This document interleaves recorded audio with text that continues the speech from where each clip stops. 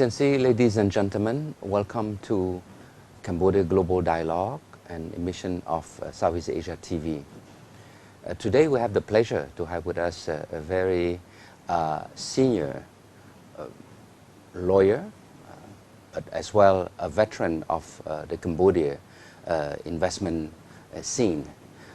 We have Mr. Bretton Sciaroni. Brett, welcome to the show. Today, the mission, what we want to do is to really look back a bit, because you've been back in since '93, and so am I. I came back Cambodia in '93. So we've seen almost 2 decades of development. Myself, as a Cambodian, I'm sort of going along. I see things happening. You know, maybe I take certain things for granted. But for you being a, not a Cambodian, number one, although you now have, you have acquired Cambodian citizen, you've been appointed as advisor of the royal government after so many years of service to this country with a minister rank. You are chairing the International Business Club. Your law firm is one of the most prominent international law firm in Cambodia. Perhaps, maybe before we go to that point, tell us a bit about, your last so many years in Cambodia, but a bit of background about yourself before you came to Cambodia. Well, I served in the U.S. government for a while. I was involved in the practice of law in Washington, D.C., where I still remain a member of the Bar Association there. But I came to Cambodia in 1993 on a 2-month contract, and I was asked to stay 2 more months after the UN elections. And I was asked to stay even longer. And when I made the decision to stay in Cambodia, it was based on what I saw as an exciting chance to be at the start, the ground floor of a new country. It was a turbulent time, but it was an exciting time because there were a lot of positive things happening. The UN election was an opening to the rest of the world, which was long overdue. And I made the decision to stay in Cambodia. It was an easy decision to make, actually, because it was the chance, again, it's a new country in the world. And I know it's an ancient civilization, but at that point it was a new country in an ancient civilization. So I thought it was an interesting place to stay, exciting place to stay. And I have never regretted staying here in Cambodia because we've seen so many developments, so many changes, and most of the change is positive, for the good. And it was a chance to be involved in a process of change in Cambodia, to bring in international legal standards, to bring in international business, and to raise the profile of Cambodia in the world. So I've really enjoyed the 17 years I've been here. Only the last 7 have I been a citizen of Cambodia.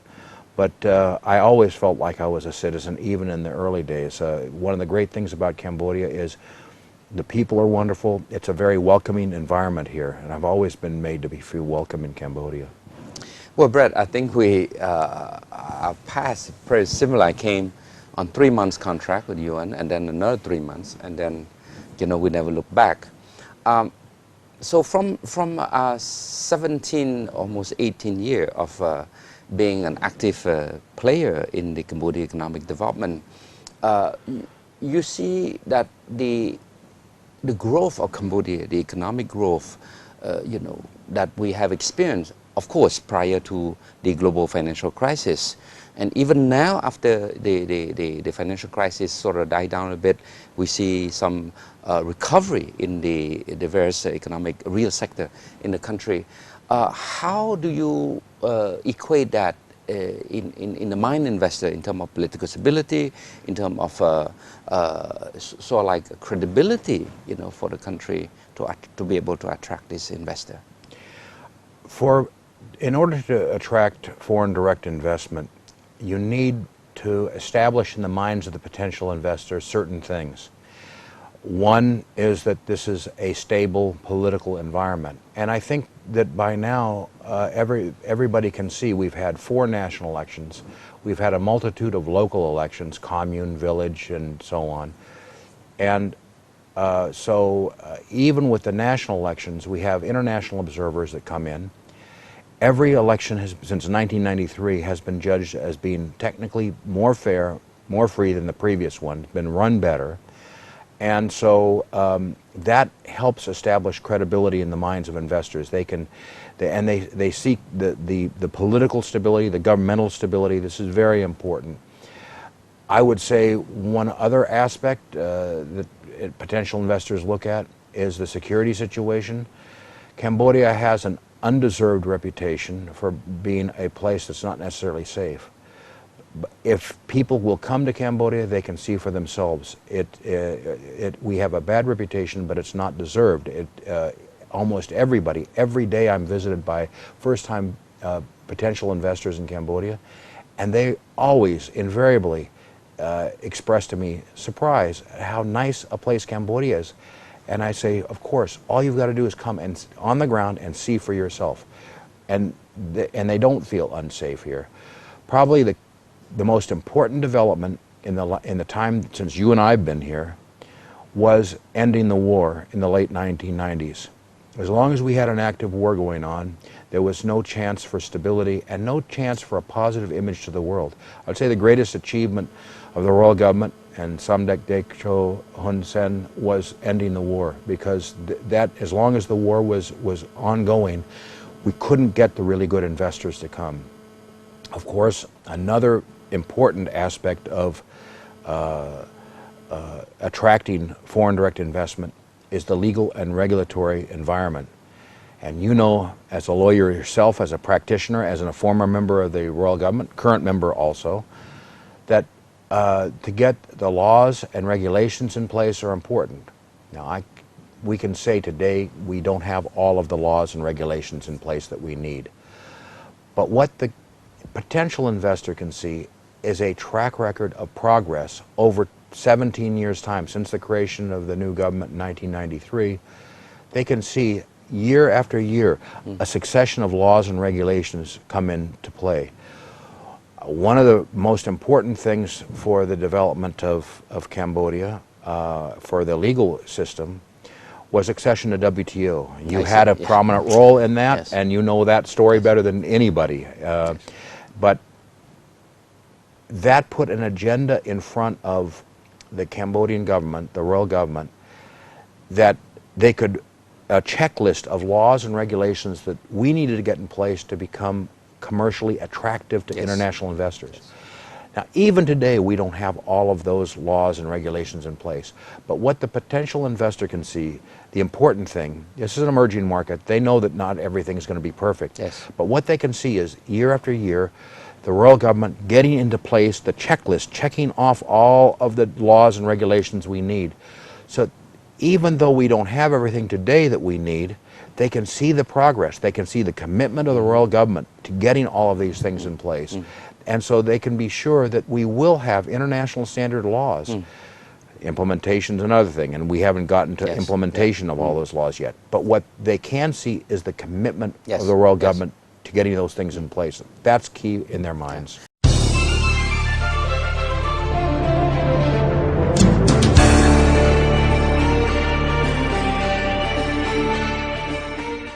Brett, you know, we cannot speak about attracting investment without going a little bit deeper into our investment law.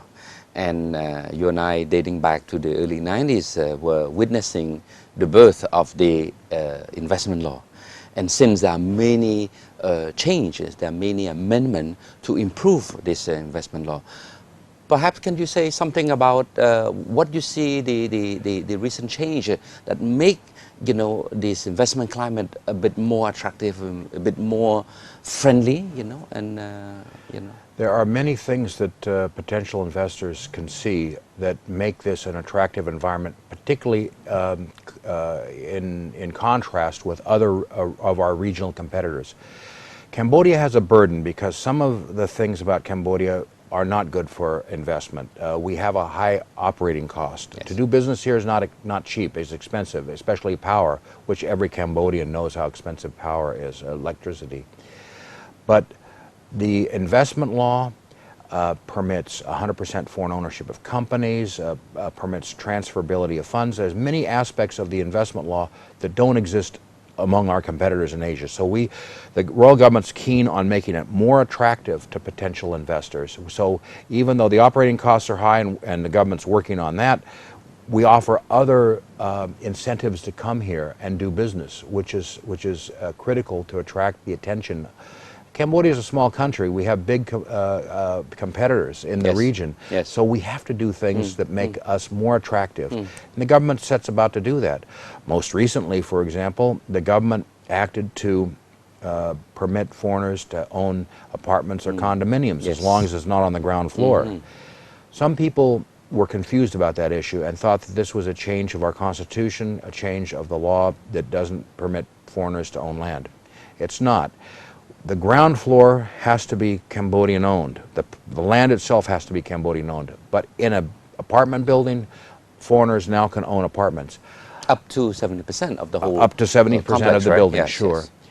Now, I think this is consistent with a pro-investment and open approach that the Cambodian government has taken towards getting FDI in here, foreign direct investment. This is a welcoming environment in many, many respects to foreign investors. And this change of the land law, this additional law that helps supplement the land law, this again underscores the openness of Cambodia to foreign investment. I think people can say it's a symbolic thing, but I think it's important. I think it's important for investors to know that they're welcome to come here. The royal government, since 1993, the investment law that you mentioned was promulgated in 1994, but that law symbolizes the openness of Cambodia to foreign investment and signifies that the royal government is willing to work with potential investors and welcomes foreign investment. And I think that's good. We need to create jobs, we need to create capital, we need to create wealth in this country, and the burden is both on the local business population, the national Cambodian companies, but also on the foreigners. So we need to attract foreigners. Well, you mentioned the high cost of electricity. I must say, Brett, that this is a recurrent complaint. But you and I has been traveling throughout the country, God knows how many times, and one thing I can say is that there are so many infrastructure project relating to building the power, the energy capacity. You have many hydro, electricity dam being built. Of course, it does take some time. You're building a dam. It's not going to take 1 month. But these are the things that you know that it's a matter of time, months, a little bit, a few years, that you will have that. And then you have also the effect of the regional connection, in the sense that you have transmission line that you can buy from the neighboring, for regional area, provincial bordering area to the neighbor. These are the things that I think is solvable. It's a matter of time, right? But what is important is that you see, like you say, a checklist, and that's probably linked to the work of the WTO, which I take great pride in. That I think that one of the most significant tide turning this country is probably the accession to the World Trade Organization. During those days, I felt that it was for the first time since the peace process, where it unified everybody. We see, and at least I see, and for sure, had it not been for the support of Santak Techo Hun Sen, we would not be able to move that fast. What I see in those days was that for the first time, in the economic front, we see an overarching, national development agenda, right? And that's why you have this checklist, you have this timetable, this action plan. So I'm glad that you, as a beneficiary, as a private sector, you see this positive aspect of it. You may want to reflect a bit on this national development agenda. All this law that's been passed that is helpful. Could you mention a few that really make a difference in your legal practice, in your ability to give confidence to the investor?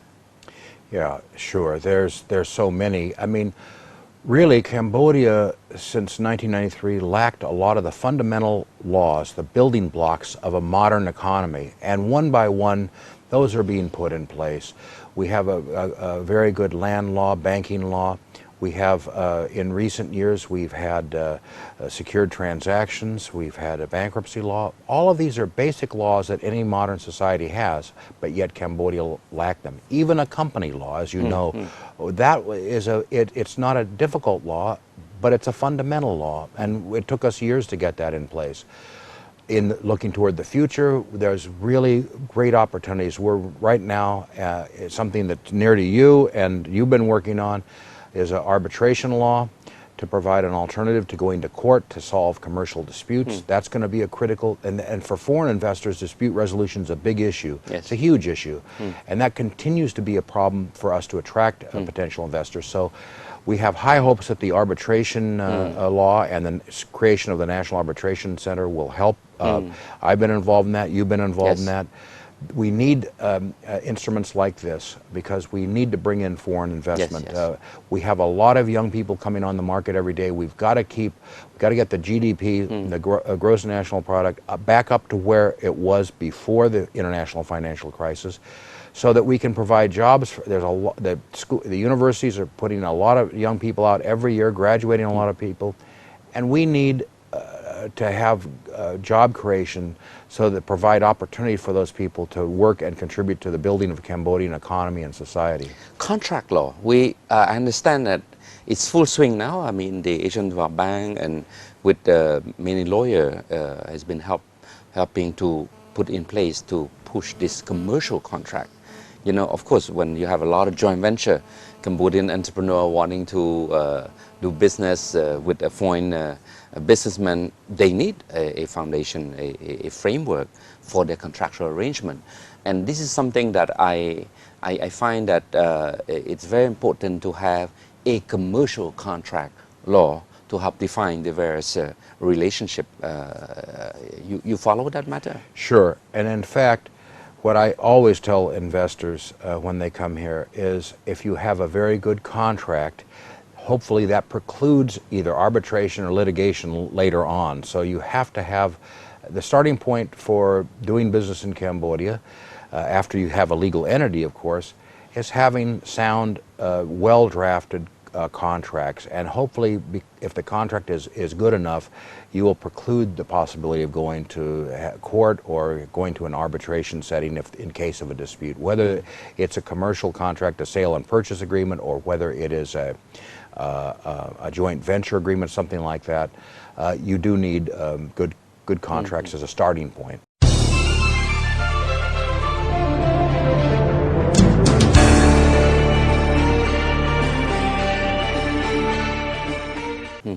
Brett, I'm going to shift a bit away from the area that we love, which is law. I'm going to shift to something that I find very important in terms of supporting the development of that so-called legal framework. Because drafting law, it's fine. You know, you can always hire people to draft law, but it's never going to reflect the real need of the private sector, and vice versa. It may not reflect, you know, the concern of the government.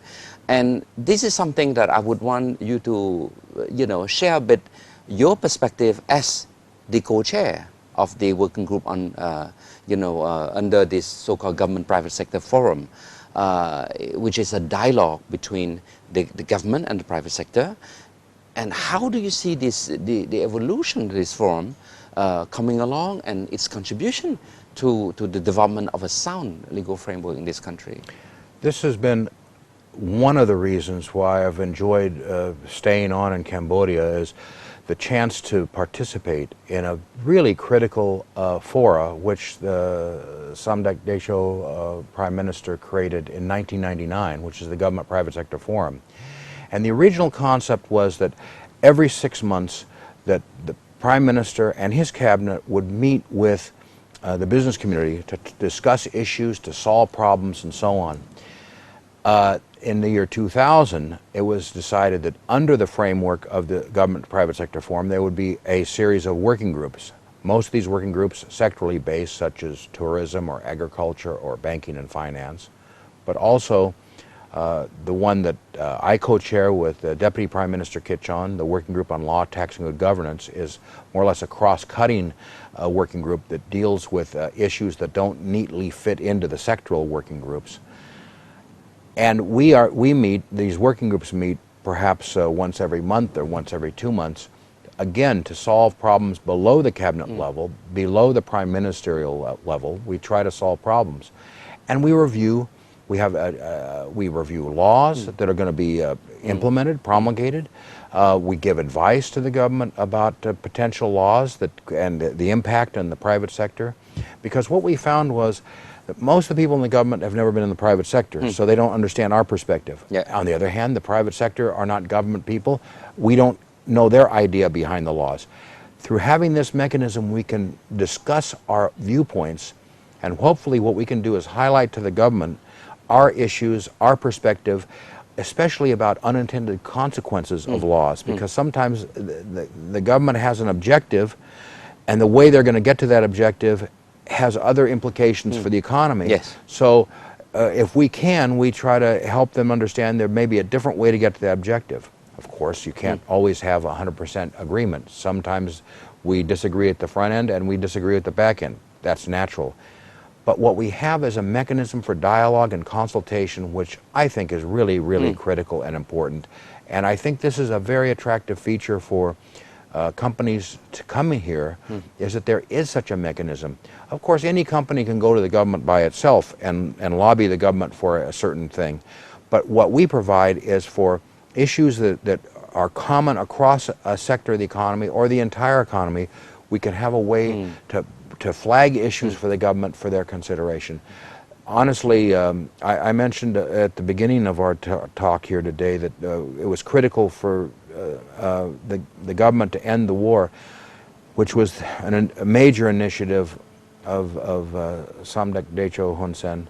But I think the creation of this mechanism also is very important for the future of Cambodia, because it provides a way that the business community can interact in a transparent and normal and routine way with our governmental counterparts. You know, I attend the last government private sector forum, and I heard you took the floor and you did mention that the IFC have done a survey of many countries who have such a public-private sector dialogue, and Cambodia was ranked #1 in terms of coming out from the survey. This is a great achievement for Cambodia. The World Bank hired an independent consultant 2 years ago to do a look at every private sector forum, public-private dialogue that exists in the world. There's 25 that the World Bank participates in.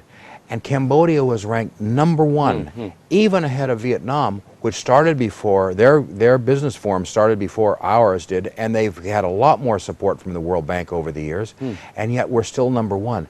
I think it's a great credit to the royal government and to our dialogue partners, and also the IFC for their support, that we have achieved that kind of ranking, that kind of status. So yes, I've been proud. What made Cambodia win such a high score versus Vietnam, for example? The peculiarity of our way to do this public-private sector dialogue. I think again, everything comes from the Prime Minister here, and it was his interest to have this work that has made it work. He's not involved in all of the details. He's not involved in all of the working groups. But his commitment to dialogue with the private sector to improve the economy, to create capital, to create jobs, that's what's made this work. Also, my co-chair, Deputy Prime Minister Kit Chon, who is right underneath the Prime Minister in this dialogue process, he is a great counterpart, because he believes in the process. He believes in consultation. And, if we don't have total unanimity of views on every topic, okay, that's life. But what he is committed to is having a dialogue where all our views are aired and everything's put on the table, everything's taken into consideration. And so it's turned out over the 10 years that I've known him, the Deputy Prime Minister has been a great dialogue partner as well.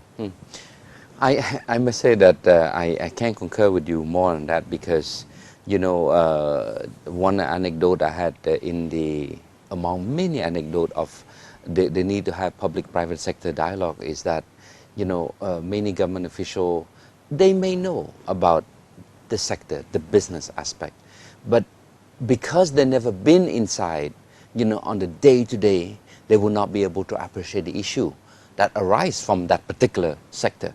Tourism is very different than garment industry. Garment industry is very different than now the rice sector. You know, so these are the issue that it's very important that we, the dialogue, the policy maker, you know, would actually listen to. Well, I mean, like you say, in French, His Excellency Deputy Prime Minister Kitchen always say, l'État a le pouvoir régalien. It means that, you know, the state will always have this, you know, this power to, state power to regulate. But, you know, sometimes the effect may not be what it's want. You know, the government may get what it wants, but it could be at the detriment of the other stakeholder. And that's why I find this exchange is so fruitful. But you touched the point that the political commitment of the Prime Minister, it's clear. Because when people see that, yes, you know, the leadership of the country care and want to see some change, people make effort. And that's why I personally see that this mechanism is probably one of the best, you know, democratic processes, though at the economic, at the business level, but still, that's how you start the dialogue process. So I am really, you know, on board on this one. We're running out of time, Brett, but moving forward a bit, where in this post-global economic crisis, where do you see, in your view, meeting all these investors coming to the country in and out, the area of growth or investment opportunity for this country?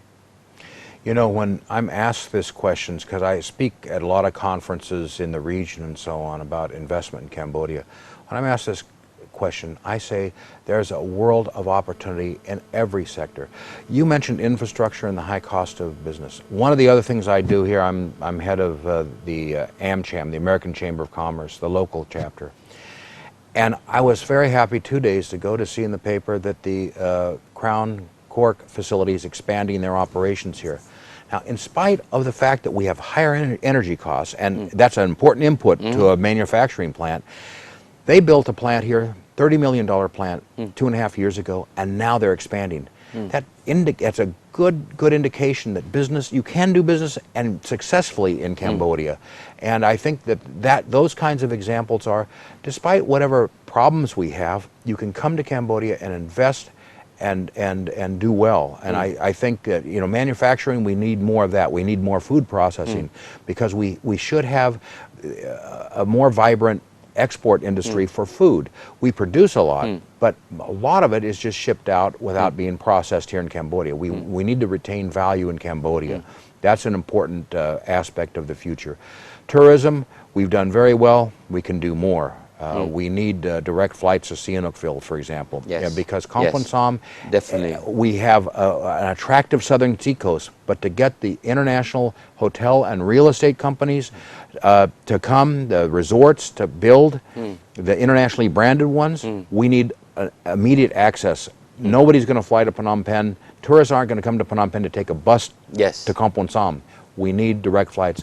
There's a lot of things. There's so many opportunities for foreigners here in Cambodia, and so that's why, you know, maybe some sectors are more developed than others. Maybe some sectors offer more opportunity than others.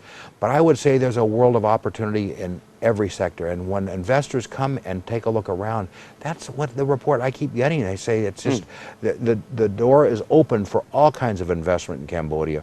We have mineral resource development clients. We have all kinds of agricultural interests coming from abroad now. The banking and finance sector has always been strong. That remains strong, and insurance too. I mean, there's just so many different sectors of the economy that are open for business. And what I do to potential investors is I invite them to come and say, please take a look. Maybe you'll see an opportunity that is not present elsewhere in Southeast Asia, and you can explore. I mean, you've got to come first to Cambodia to see for yourself. You can't do this by going on internet and Googling Cambodia, because there's a lot of good information, but also a lot of bad information about Cambodia on the internet. You have to come here and see for yourself. And I think if you come and see, you'll be impressed. Seeing is believing, as we always say. Correct. Brett, I think we're coming to the end of our program, and one of the objectives of this program is to tap the wealth of knowledge, the database of experience of practitioners, whether they be international or national or local, for that matter, who are successful in their own right. And to me, to be able to extract in half an hour 30 year, 40 year of wealth, of experience, of know-how, of intellectual, sort of like concentrated knowledge, and to be able to pass on to our audience, in this case, the Cambodian community, a policymaker, private sector. To me, the hope of this particular series is that if one of us in this, somewhere out there in Cambodia, find one of your idea, two of your idea that is good, and they can translate into concrete reality in their own life, in their own sphere of influence, in their own ministry, in their own company, I think we achieve the goal of this program. So I want to thank you for coming and take it away from your busy schedule to come and share your experience in the context of investment, opportunity, challenge in the country. So thank you, Brett. Well, Excellency, ladies and gentlemen, we are coming to the end of our program, and I want to say thank you to our guest speaker today, Mr. Sciaroni, and I look forward to see you next week. Goodbye.